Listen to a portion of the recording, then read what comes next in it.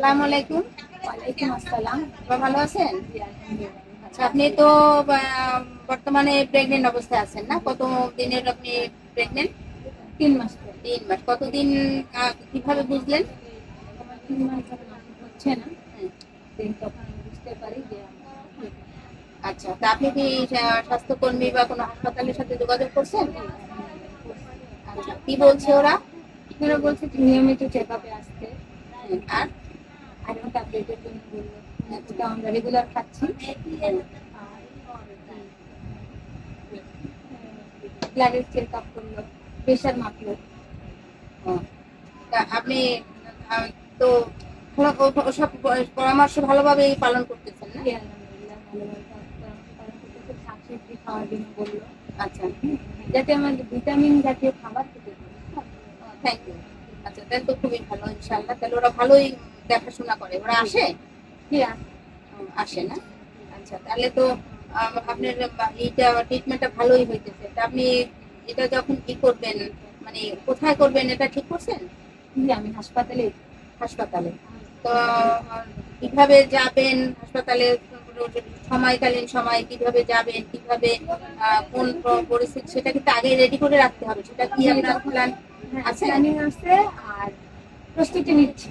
যাতে ও, আমার যখন 9 মাস শেষ হবে তখন যাতে আমি সবকিছু ঠিকঠাকভাবে করতে পারি। আচ্ছা, ঠিক আছে, ভালো। তবে আপনাকে খুব সাবধান থাকতে হবে। আপনি ভারী তুলতে পারবেন না। আপনি যাতায়াত খুব কম করবেন। আর আপনাকে পানি বেশি খেতে হবে। আর একটা জিনিস খেয়াল রাখবেন, যেখানে আপনি ওই গ্যাস আপনার মানে এটা না হয়, গ্যাসের প্রবলেমটা না হয়, কোন জিনিসটা খেলে গ্যাসটা হয় সেটা আপনাকে খেয়াল করতে হবে। সেটা খেয়াল করে আপনাকে সেই জিনিসটা থেকে বিরত থাকতে হবে। হ্যাঁ, তো আপনি এভাবে করে চলতে হবে। আর আপনি বাসায় কেউ কিরকম ট্রিটমেন্ট করে আপনার সাথে? বাসায় সবাই ভালো ব্যবহার করে, ভালো ব্যাপার, হ্যাঁ। খাওয়া দাওয়ার প্রতি আমার খুব খেয়াল রাখে। আচ্ছা, কোনটা খেলে আমার জন্য ভালো, কোনটা আচ্ছা, মন্দ সেই পরামর্শ দেয় আমার ও, তো খুবই ভালো, আলহামদুলিল্লাহ। আর তারপরে আপনারও নিজেরও খেয়াল রাখতে হবে। আর আপনি ভালো মনে থাকবেন, তো খুশি ভাবে থাকবেন। কখনো চিন্তা টেনশন কিছুই করবেন না। এটা আমাদের আল্লাহ প্রদত্ত একটা নিয়ামত। এটা আমাদের মায়েদের জন্য, সবার জন্য এটা হবে। তো আপনি এভাবে করে ইনশাল্লাহ চালাই যান ইনশাল্লাহ।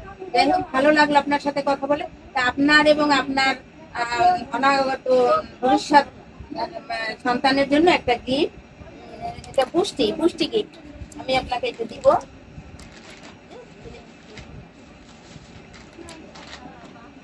এটা আপনার ভবিষ্যৎ সন্তানের জন্য আর আপনার জন্য। এটা পুষ্টি থ্যাংক গিফট, ইউ এটা আপু। খাবেন, আপনি খাবেন। আর আপনার খাওয়ার ভিতর থেকে আপনার সন্তানের পুষ্টি হবে। ও, তবে আপনার বেশি খেতে হবে। জি, ডিম, দুধ, যা কিছু মানে পুষ্টিকর জিনিস বেশি খেতে হবে। ঠিক আছে? আচ্ছা, ধন্যবাদ। আচ্ছা।